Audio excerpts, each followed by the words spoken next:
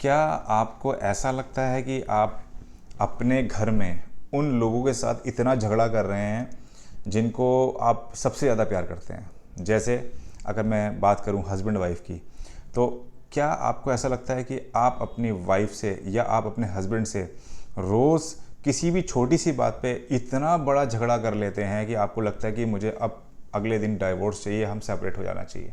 लेकिन कुछ ही पल के बाद आपको ये रियलाइज़ होता है, नहीं ये तो मुझे बहुत प्यार करता है या करती हैं और मैं इनके बिना नहीं रह सकती हूँ या नहीं रह सकता हूँ। और फिर ये बार बार, क्योंकि ये देखिए एक प्रॉब्लम है कि आप रोज़ झगड़ रहे हैं, रोज़ सब कुछ हो गया, बात हो गई, तय हो गया कि नहीं अब हम साथ में नहीं रहेंगे, 2 दिन के बाद आप लोग फिर से एक हो जाते हैं, फिर एक दूसरे की याद आती है।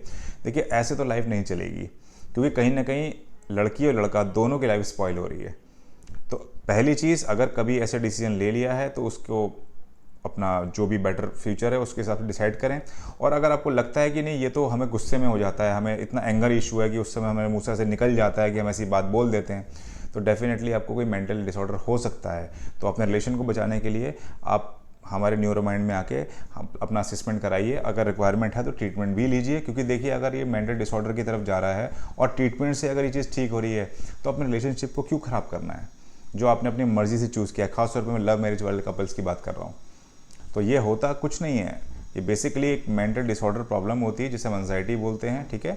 ओसीडी की वजह से भी कई बार हो जाती है कि आपको शक करने की बीमारी होती है, एक ही चीज़ को रिपीट आप करते रहते हो, तो दूसरा वाला पार्टनर उसको गलत सेंस में ले जाता है, बट एक्चुअली में आप बीमार हो। और जो बीमार होता है अगर उसे पता लग जाए कि मैं बीमार हूँ, तो उसको और ज़्यादा ट्रिगर ये सोच के होता है कि मैं तो बीमार हूँ और देखो ये मुझसे ऐसे बोल दिया, तो फिर झगड़े बढ़ते हैं, वो कभी नहीं ख़त्म होंगे।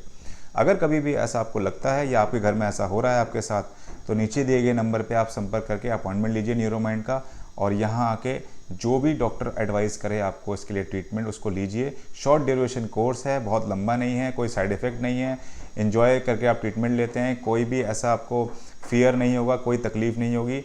एक बार आके असेसमेंट कराइए, देखिए समझिए, लगता है तो अपनी लाइफ को क्यों ना बेटर बनाया जाए।